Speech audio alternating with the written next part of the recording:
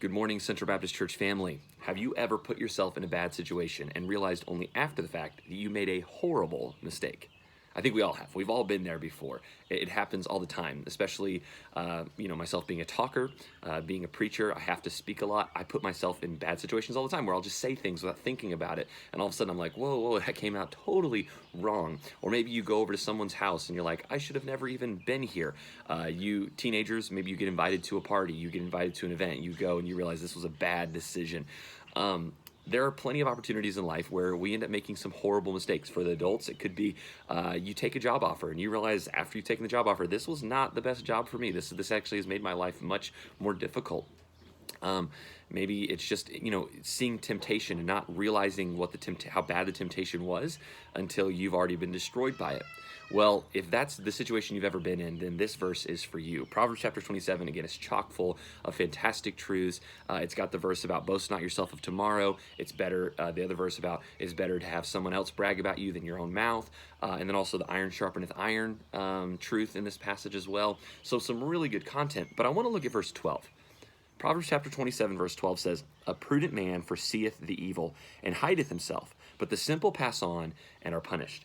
In your life, in everybody's life, we're going to be posed with endless possibilities, endless opportunities, and endless temptations. And the scriptural instruction here is that we be prudent in approaching every decision we make in life. Prudence is basically just good common sense. Wisdom and caution practice simultaneously in every decision you make in your life. Another word for this could be walking circumspectly. Circumspectly means just kind of looking all around you, evaluating the entire circumstance, making sure this is safe for me. I've taken first aid training a couple times, and in the CPR portion, they always tell you before administering CPR, you have to evaluate the scene. Make sure there's nothing else dangerous around you. Make sure there's not like a live electric wire over there that's going to electrocute you as soon as you touch the body. Make sure that he doesn't have a knife sticking out of him. You just evaluate the scene. Like, okay, is this safe? May I enter? Am I going to hurt myself by trying to help this other person? That is being circumspect. That's being prudent. That's how we need to approach every decision we make in our lives, though. Whenever we're entering a conversation, whenever we're entering a friendship, whenever we're entering a new job, whenever we're entering a room, we just need to be prudent and look around and make sure we're evaluating the circumstances and make sure, is this wise for me? Because there's going to be opportunities that look good initially, that look fun, but it's actually very dangerous for you. It's going to be very hurtful and have a very destructive end. And that's why it says, a prudent man foreseeth the evil. A prudent man who's circumspect has looked around him and said, this is actually a really bad decision. This is a bad situation for me. I'm going to actually step back. I'm going to hide from this. It says he hideth himself. I'm going to hide from the situation, all right? And that's not a bad thing. It's okay to withdraw yourself from bad situations. It's advisable. God's telling you, hide yourself from bad situations.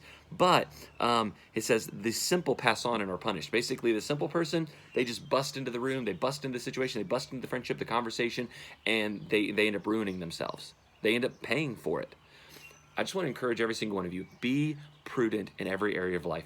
Brother Matt delivered a great message last night on having different perspectives about this pandemic that we're facing and being able to be kind to one another to get along as a church family. We have to in Christ. That's the instructions of Ephesians chapter 4. Great. He handled that truth so well.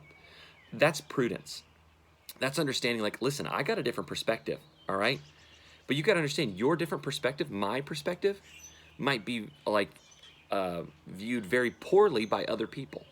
Other people might be offended by my perspective. So prudence is me walking into the situation saying, you know what? I'm going to hide from that conversation. I'm not going to address it at all.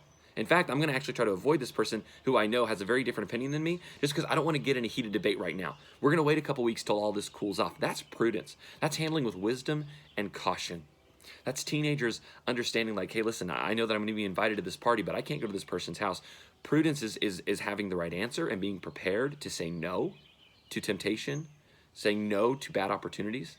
Prudence is just, again, wisdom and caution practiced simultaneously. In every area of your life, I encourage you, practice prudence. Otherwise, you'll be a simple who is destroyed.